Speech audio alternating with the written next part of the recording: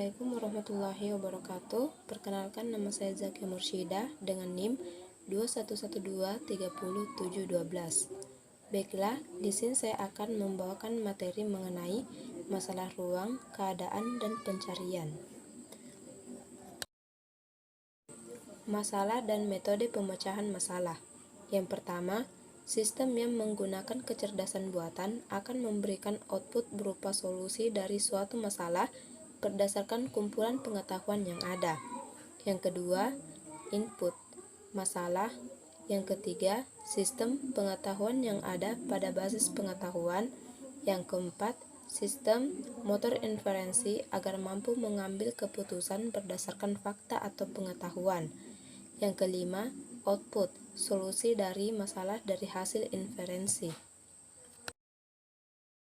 Masalah dalam kecerdasan buatan adalah suatu keadaan yang dapat dikonversi ke dalam ruang keadaan, mempunyai keadaan awal dan keadaan tujuan, dengan menggunakan sekumpulan aturan tertentu.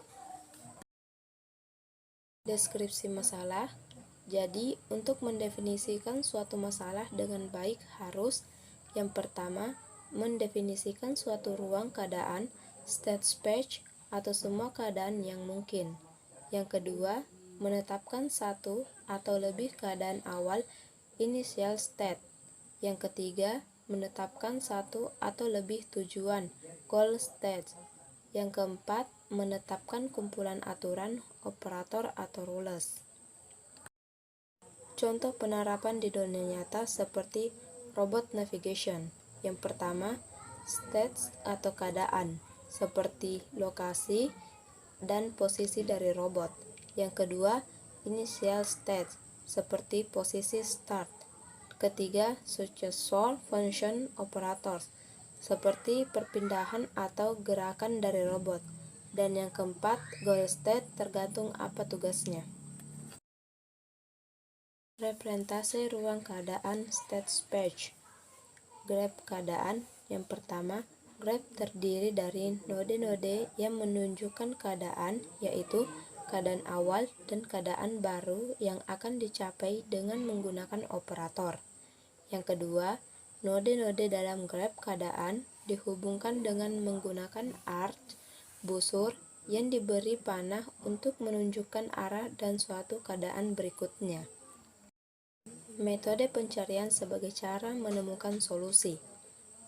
Yang pertama, dua kemungkinan hasil menemukan solusi dan tidak menemukan solusi. Yang kedua, hal terpenting dalam menemukan keberhasilan sistem cerdas adalah kesuksesan dalam pencarian. Yang ketiga, pencarian dapat didefinisikan sebagai suatu proses untuk mencari solusi dari suatu permasalahan melalui sekumpulan kemungkinan ruang keadaan state space.